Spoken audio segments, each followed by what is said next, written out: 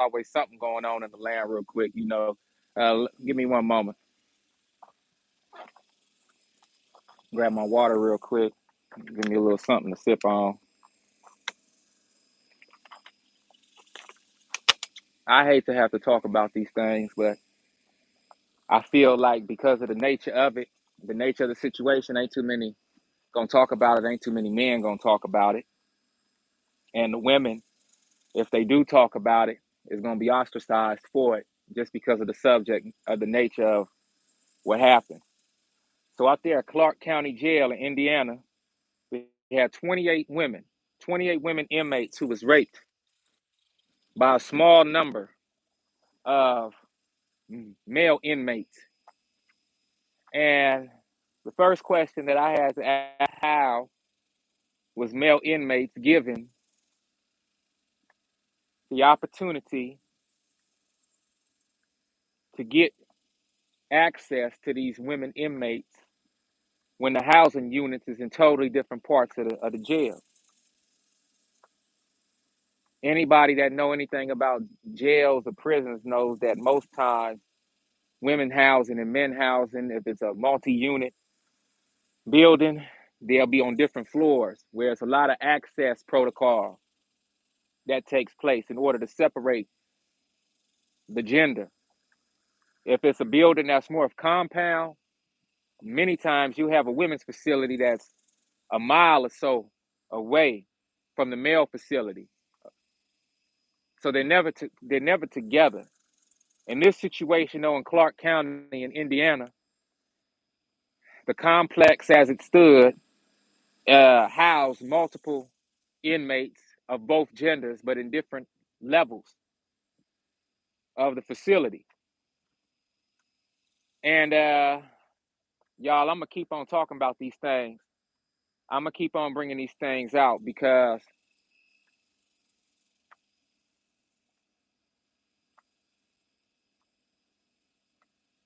if somebody in there doing the time for the crime that they committed, that's the time that they need to be doing.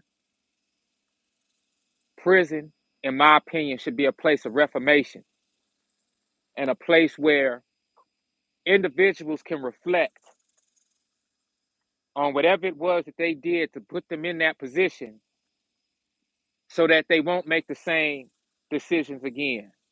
I honestly wish, you know what I wish sometimes?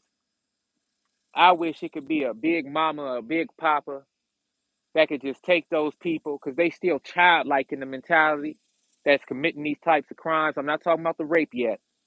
Just any type of crime to get them in prison. I just wish we could go back to the old school and just get a whooping. Just get a good whooping in front of everybody. And just get a whooping. So good that somebody say, you know what? I am never going to do this again. And be forced to pay some sort of restitution. And whoever does the whooping can be held accountable by society to dictate that punishment to that grown child so that that grown child doesn't go forth and do the same thing again, because the prison system ain't working. The prison system has failed. It's totally failed. It's totally failed. It's totally failed. So what happened in Indiana, y'all? 28 women were raped over what they calling a hell night, and rightfully so. Whew, here we go. A guard, a prison guard, was paid $1,000 by a number of inmates, male inmates.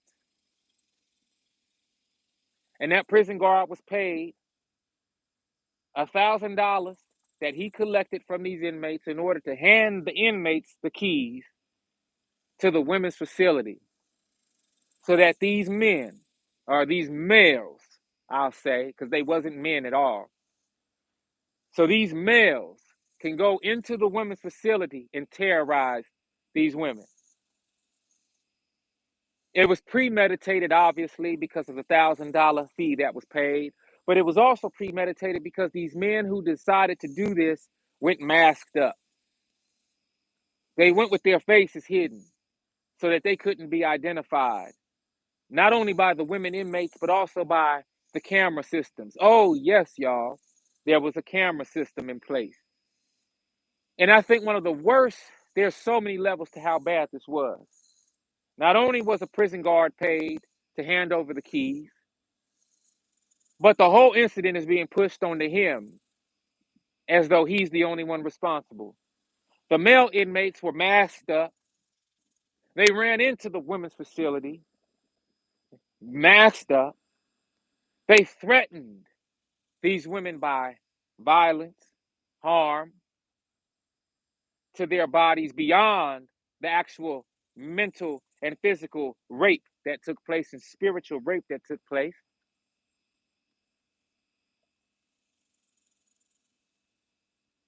The women were afraid for their lives. Multiple women contracted STDs. One woman was impregnated and she miscarried her child, the child that she was carrying.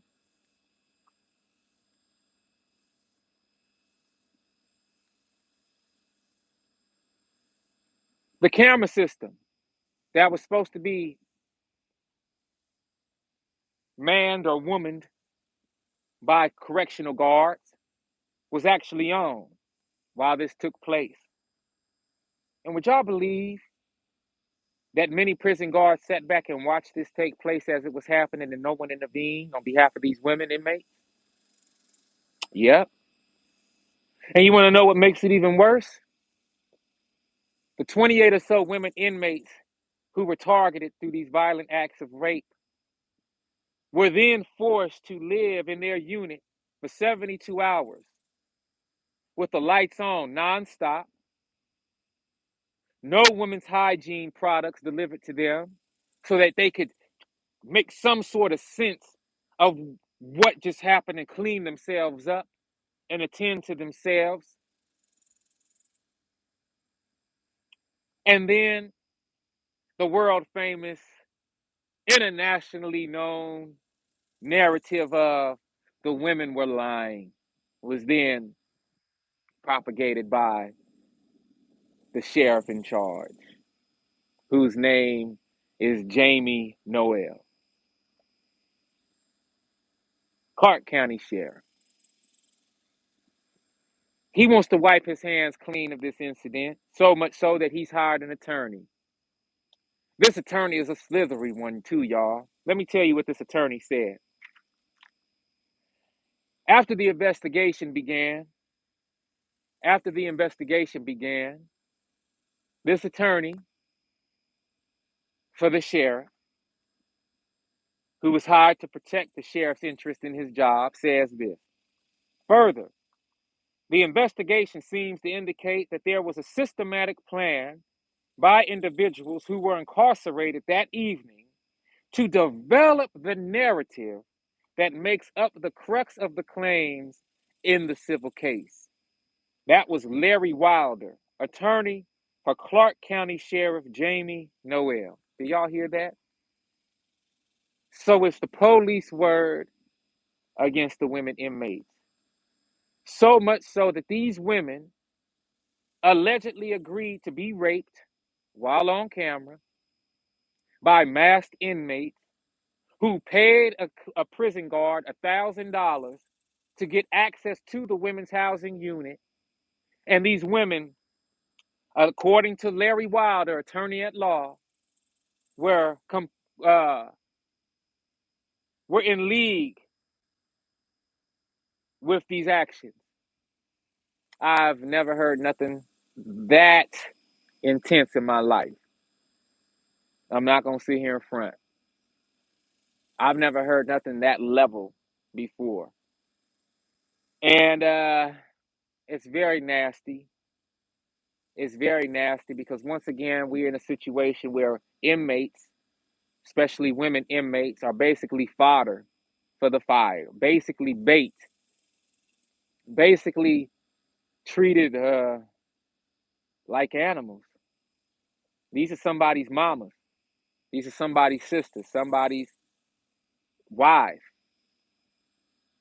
somebody's daughter, somebody's granddaughter.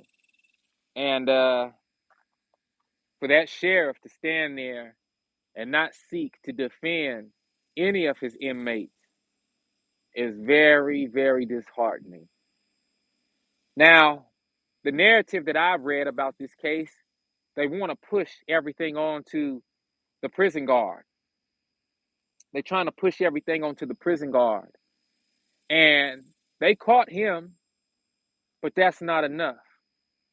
The prison guard even went so far as to say that he was targeted by male inmates. I want y'all to really pay attention to the psychology that they trying to push off onto us. This mental mind game. The psychology is, oh, I was threatened by inmates, and if I didn't hand them over the keys after they paid me $1,000, and they was gonna do something to me. Do y'all hear this? Do y'all hear this? That ain't even no man. That's not no man. That was a little boy who was put in a position of power. Shouldn't no little boy be given keys to no building like that? And that's what lets me know that this goes deeper than what the narrative is saying. Okay? And for all we know, one of those women inmates had some intel or some information on that jail that the world needed to hear. And there have been issues in that prison, in that jail, long before this happened. And this was a punishment to those series of that number of women inmates who the world hadn't heard of until this happened. And the truth is definitely going to come out. But see, the truth right now is being swept under the rug in place for this well orchestrated and well oiled lie. The women don't have access to high powered attorneys. The women are inmates. And based off of their past, that is how society will judge them today. And this is why a crime like that could seemingly be committed against so many women. The crime that they commit to land them in prison was not commensurate of the punishment of being raped by prison inmates in a facility that was supposed to guard their interest as being inmates. And this is the thing that we constantly have to deal with in society. And the demoralization of society is happening at a nonstop rate. If you watch this live feed or this video after it's posted, if you didn't believe in the Most High before now, and you didn't know that the devil was real before now, I think that you should really consider or reconsider your stance and what's going on. I am an 80s baby raised in the 90s through the 2000s, early 2000s. I became a man. I like to say manhood is a lifelong journey. A boy doesn't just become a man. This is my perspective on it because I'm a male and I have worked my hardest to be an upright and upstanding man in this society. Okay, so I'm speaking from my own experience from a physical gender nature, and I've done my absolute best to be somebody that my mother and father, my earth mother and father, could be proud of. Somebody that my wife could stand with and be proud to have as her husband. Somebody that my children could look at, our children could look at, and be happy that I was their papa. Somebody that my grandparents would be proud of. My great grandparents, those whose shoulders I stand upon, and those who I've taken the torch from to represent for my bloodlines, both maternal and paternal, here in this physical realm. And most importantly, I was chosen to be a boy, a male, in this incarnation so that I can represent for the light of the Most High, Mama and Papa, in this realm. Because they are who I want to make the proudest. I want to hear that, son, on that day of judgment or whatever day it is when I have to stand before the throne. I said, I want to be able to be one of those individuals. And as I say this, the light is shining on me. Thank you so much, Mama and Papa. But I say this, I want to be one of those children of the Most High that when it's time for me to stand in front of the throne, not only am I standing strong and held accountable for all of the actions I've done on this earth, but also be able to say within those actions that they reflected the light, they reflected righteousness, and that the Most High Mama and Papa will look at me and say, son, we are so proud of you. We are so happy with the decisions you made using your free will on that earth, and on that test, in that testing place that we placed you in. And you didn't give in to those nasty temptations. You didn't give in to a cold heart. You didn't give in to a hardened heart. You stood as we would have stood in that physical realm. And so I have to say these things. I have to bring light to these things because it's so nasty that we living in a world right now that's so beautiful, but being overran by wickedness, and that wickedness is still being celebrated, still being honored, and sadly still being protected. Listen, y'all, I want you to really pray for these women. Those of us who are moved to pray for them, please pray for them. Please pray for the justice that they desire and the justice that they should receive. Please pray for swift justice. I know I will, and I know I have. These sorts of things are happening daily, not just in this country, but all over the world. And we have to do our best to stay out of the holds of the devil. We have to do our best to stay out of these systems altogether. Because any foul up, anything that, any humbug, anything that could take us away from our freedom will put us in a place like this where pretty much anything is seeming to go. All right, this your bro True Jew tapping in with y'all. You know I love you to life always. Subjects like this aren't never fun for me to report on, but they're necessary and needed so that those of us in position of power out here can continue to speak up and continue to speak boldly as we see those of our family groups, those in our communities making decisions that will have their freedom removed from them, and those of us who are in position to motivate and inspire others who might not be thinking straight to get on that straight and narrow path and to make better decisions so that they don't end up in positions like these women being housed or being corralled in Clark County Jail out there in Indiana. Um, yeah, please keep your prayers up for them. The fact that there's a narrative being created right now to dispel what they've said, and what they're saying. The fact that they have to go 72 hours without any women's hygiene, without being able to take a shower to wash that nastiness off of them, to not be able to rest and have some sort of melatonin produced in their minds while they rested in a lights out situation, so that they can try to make some sense of what happened. The fact that there was a camera system fully functioning, working, and that the people, the guards who were manning those camera systems weren't moving to action or weren't moved to action to stop these things. The fact that a guard was paid $1,000 by prison inmates and allowing them to move forward through that facility with keys. Oh, I forgot this part. Guess what? The keys, the keys to the unit still haven't been found yet.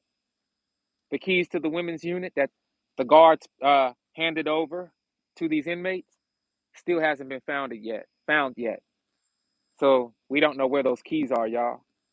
So the women are still dealing with the trauma of being raped, and also still dealing with the trauma that their unit is still accessible by individuals who would want to harm them.